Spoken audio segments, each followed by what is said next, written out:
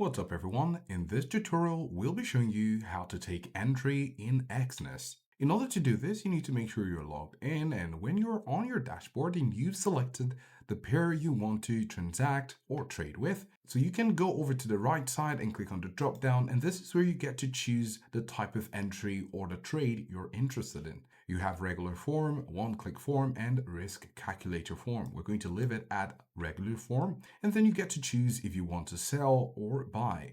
Now, as you can see the chart, it's currently looking like it's in an uptrend. So you might be interested in buying. You can see some resistance here, and we could take a buy from here, right? So we can say buy from here. So we're going to click on buy on the right side, and you can see new buy order. And we're just going to zoom in to have a better look at it. Right, so you have buy, and then you see market and pending. You're going to leave it on market, choose the number of lots, and then you can choose your take profit, right? So let's say we want to take our take profit in 110 for Bitcoin. We're going to check it right now. We're going to set it at 110,000.